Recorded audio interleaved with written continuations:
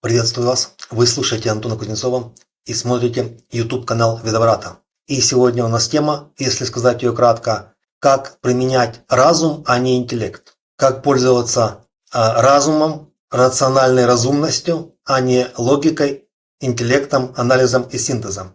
И две важных вещи перед тем, как начать эту тему. Во-первых, вам нужно знать, чем отличается разум от интеллекта. Разумность, рациональность от логики, анализа и синтеза.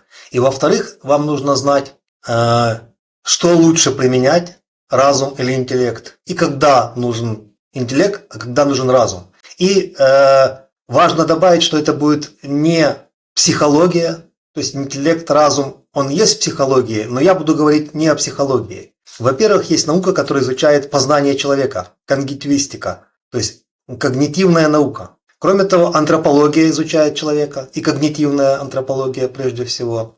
Потом человека изучает философия, когнитивная философия или философия сознания. Потому что, хотя мы говорим о разуме и интеллекте, но они основаны на сознании. Если нет сознания, то уже не имеет значения ни интеллект, ни разум. Вот. И я буду применять еще системный анализ. Это наука о принципах и об устройствах систем, о их работе и прогнозировании их поведения. Вот. Поскольку я изучаю ведические науки, я буду основываться на подходе Тантра-Джотиш, который применяет наша школа Ведоврата, и буду применять некоторые знания ведической философии и ведической астрологии. Поэтому это будет важно не только тем людям, которые занимаются наукой, объективной наукой, или природными науками, гуманитарными науками, но также ведическими и философскими науками. Значит, будем считать, что вы знаете, что такое разум, или рациональное мышление, рассудочное мышление,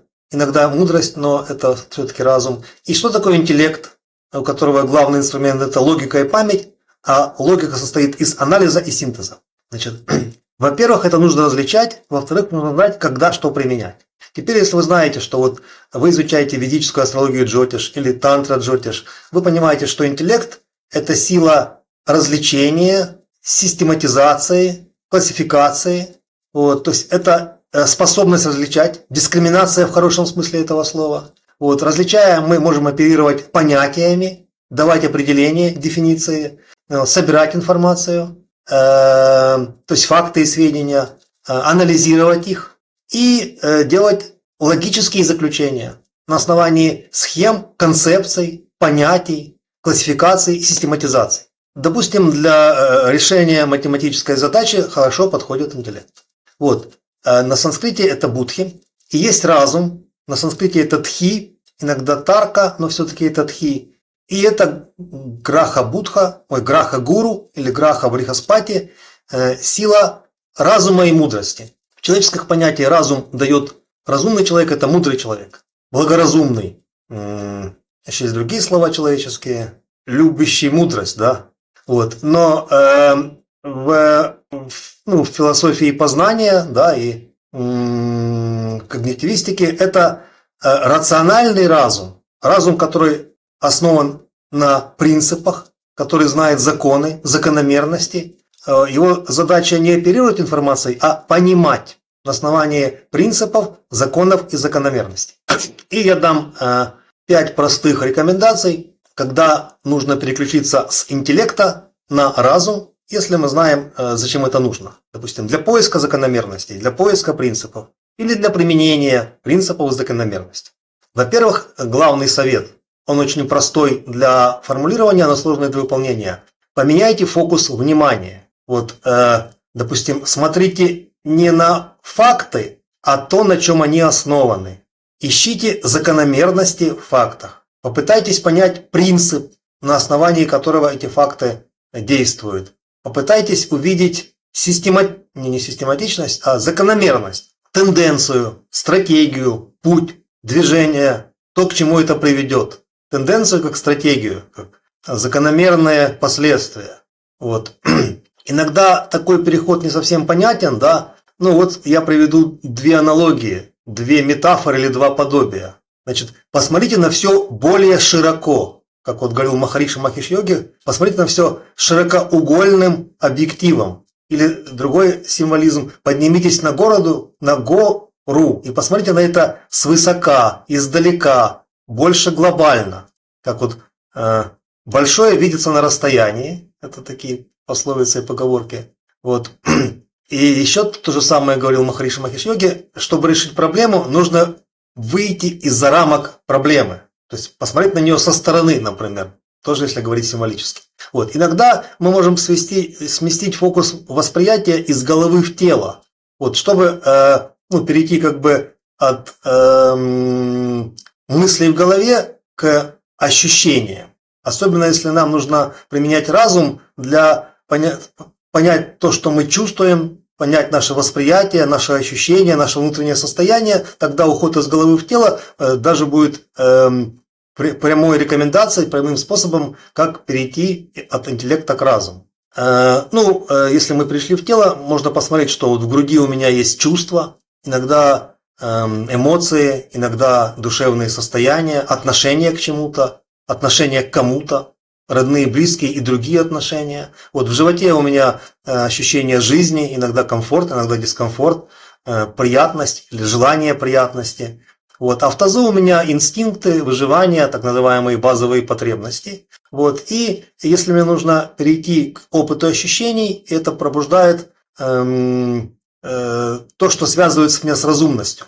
Опыт ощущений дает мне возможности больше не логически думать, а разуметь. Если вы изучаете какое-то понятие, попытайтесь не собирать о нем информацию, то есть факты и сведения, а прямо его воспринимать. Допустим, если предмет, возьмите его в руки, пощупайте, понюхайте, проникнитесь в него своим вниманием, попытайтесь понять, что там внутри, посмотреть сквозь стены, сквозь оболочку, сквозь скорлупу, границы, сквозь его периферию или периметр. Вот. Иногда это делают дети в прямом смысле, они разбирают машины, приборы, часы, какие-то ценные вещи, они хотят посмотреть, как это внутри устроено. Вот это детское желание разобрать и посмотреть, что внутри, показывают стремление человека проникнуть внутрь. Вот. И в тантра-джотиши и в тантра-йоге это называется прямое восприятие, пратья-акша. То есть то, что непосредственно лежит в органах моего восприятия. Особенно если касается субъективных наук, красота, эстетика, вкусы, пища, питание, отношения, телесные отношения, любовь, секс, и другие субъективные науки, где важно чувствовать, ощущать, иметь вкус, иметь видение, восприятие. Вот это дает конкретную возможность перейти от интеллекта, то есть анализирования фактов, к разуму, то есть к прямому восприятию и получение закономерных выводов. Третий совет – это состояние пробужденного покоя. То есть просто чрезмерная возбужденность, она вредна. Как говорят, такая народная мудрость, пословица: мудрый человек всегда спокоен. То есть излишняя метушня, как обезьяны или белки, это показатель, скорее всего, не мудрости. А слон спокоен и медлительный, потому что он мудрый. Это все метафоры, аналогии, не воспринимайте это буквально.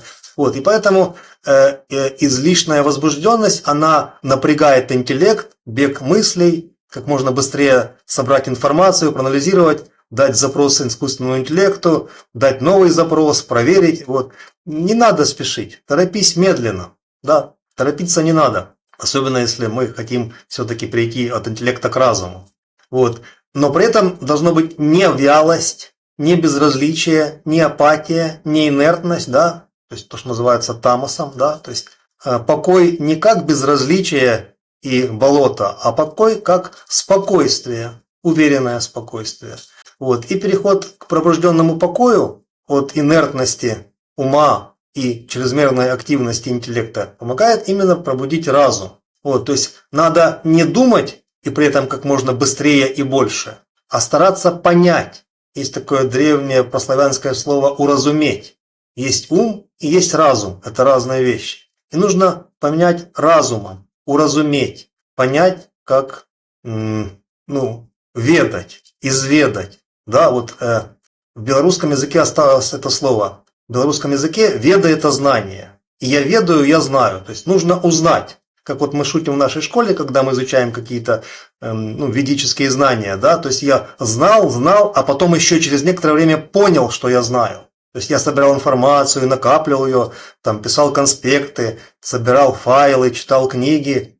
Вроде бы я знал, прошло время, это интеллект работал, анализ, синтез, логика, память. А потом я понял, это уже разум. То есть не только нужно знать, имеется интеллектом, а еще нужно понять разумом. Отсутствие усилий – это вялость, инертность, медлительность, да, то, что называется таммас-гуной, и чрезмерная активность, вот, они не пробуждают разум. Вот, поэтому не нужны лишняя спешность и лишнее торможение. И напряжение тоже мешает разуму. То есть размеренность, спокойствие, плавность – это показатели разума, а не интеллекта. Понятно, что если это тело, это телесная расслабленность, а если мы говорим именно о разуме, это чистота, то есть невинность разума, открытость, да, и поэтому мы говорим, что это граха-гуру, то есть он открытый. Пространство всегда открыто для всего. Разумный человек, он открыт до любого мнения, но при этом он не цепляется за любое мнение, он его и не отвергает, и не критикует, и не осуждает, может его рассудить, иметь по отношению к нему рассудочное осуждение разума. Четвертый совет или рекомендация. Обратитесь к пространству. То есть пространство в философском, ведическом, духовном смысле – это безграничный космос, это вместилище всего мироздания, Вселенной. Оно заполнено эфиром, то есть акашей, да, первоэлементом эфир с большой буквы, или махабхутой, махататвой, акаша. Вот. И разум – это проявление грахи-гуру, и акаша как пространство, как первый элемент пространства, стихия пространства. Вот. Это тоже проявление грахи-гуру. Поэтому, обращаясь к пространству, мы пробуждаем гуру, то есть разум, рациональность. Иногда можно просто послушать пространство, лучше закрытыми глазами. Или задать вопрос пространству. Или попросить пространство мне ответить.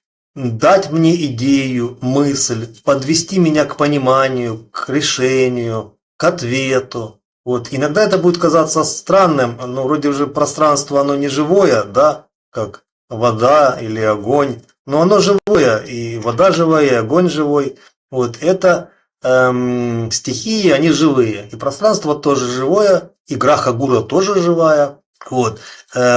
Понятно, что мы не можем доверять всему, что придет нам, когда мы слушаем пространство, потому что вместе с пространством можно говорить другие силы, другие грахи, да, и Раху, и Будха, и Кету, вот, и темные силы, и там темные духи. Вот не все, что мы воспринимаем, является ответом из пространства. Но есть ключи, чтобы отличать ответ от пространства, от гуру, от акаши и от другой грахи как силы, или от другой сущности, как не только деваты, а, скажем, асура или ракшас. Вот, поэтому и в прямом смысле послушайте пространство, это поможет пробудить разум, рациональность. И в переносном смысле попытайтесь попросить пространство вас подвести к ответу, к пониманию, к разумению, к уразумению. Вот. И Клод Гельвеций, великий человек, да, философ, мудрец, антрополог, он сказал прекрасную вещь, которую мы часто цитируем и применяем. Он сказал следующее. Знание небольшого количества принципов позволяет не знать огромное количество информации. Он сказал это на немецком, потом перевели на английский, поэтому как бы на русском языке есть около 10 значений этой фразы. Я могу вам выслать все варианты перевода этой немецкой фразы. Вот. То есть, может быть, знание принципов освобождает от необходимости знать информацию. Вот, поэтому пятый, самый важный и самый эффективный совет, чтобы применять именно разум, рациональность, а не интеллект, логику, это опираться на принципы, на законы, на закономерности, а не на факты и сведения, не на информацию. Все говорят, как же информационные технологии, искусственный интеллект, век информации, кто владеет информацией, тот владеет миром. Не всегда так, не совсем так, не полностью так, частично так. То есть это не полное знание, поэтому опасное знание. Фактов много, они меняются, в них легко запутаться, они ненадежны, нестабильны, переменчивы, они объективны в плохом смысле этого слова, то есть непонятно, кто за факт отвечает, даже если нашли это в какой-то источнике информации, у вас есть ссылка и так далее.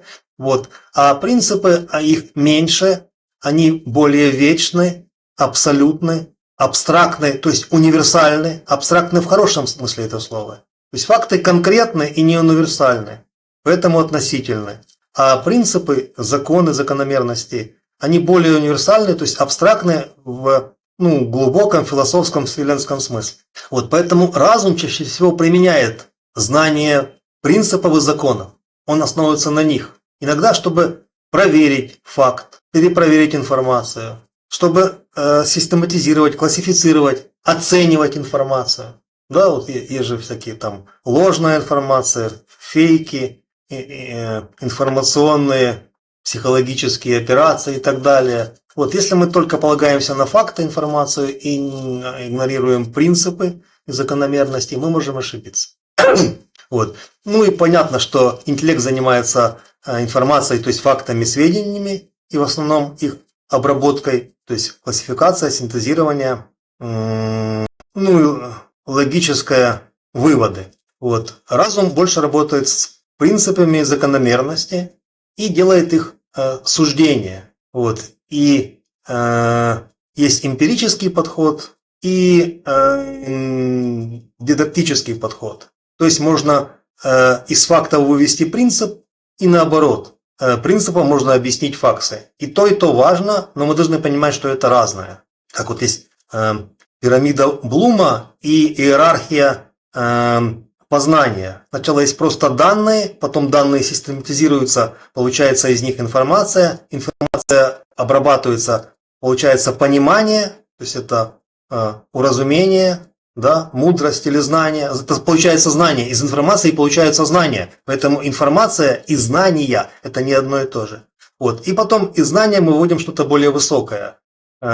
Осознание, осяяние, понимание, как вот это модное слово инсайт, озарение и так далее. И вот это вот 4 этапа. Просто данные, порядочные данные, информация, понятые данные – это знания, то есть принципы и законы, и потом прояснение на основании знания принципов и законов.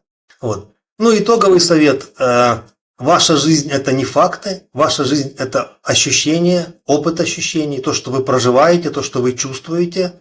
Вот. Поэтому понимание того, что есть ваша жизнь, то есть не какие-то внешние, объективные, конкретные, материальные, финансовые, проявленные факты, а ваш опыт помогает вот эту разницу между разумом, иногда мудростью, иногда рациональностью, и интеллектом, иногда логикой, иногда анализом и синтезом прочувствовать и четко различать. Да? Хотя, чтобы различать между будхой и гуру, чтобы различать тхи и будхи, чтобы различать разум, рациональность от интеллекта и логики, мы применяем интеллект. Потому что способность различать – это способность интеллекта, дискриминация. Вот так интересно, интеллект как способность различать помогает нам отличить интеллект, то есть мудрость или рациональность, от интеллект как логику отличить от разума, то есть мудрости и рациональности. И напомню, что для ответов я использовал знания из книг нашей школы. Это книги Тантра Джотиш, книга 9 Грах, книга 12 Раши, книга Ведическая нумерология, книга Настоящие чакры и книга Брихат Самхита. На этом на сегодня все. Передаю просьбу своих помощников присылать нам вопросы и темы для следующих выпусков и писать комментарии к этому видео с вашим мнением. Моя просьба писать нам на e-mail, если вам нужно более подробные знания по теме этого видео или других наших видео. И просьба поделиться этим видео с другими, с теми, кто его поймут и оценят. Благодарю за понимание, то есть за вашу разумность. Ви слушали Антона Кузнецова і смотрели YouTube канал Відобрата. Шануємося і тримаємося.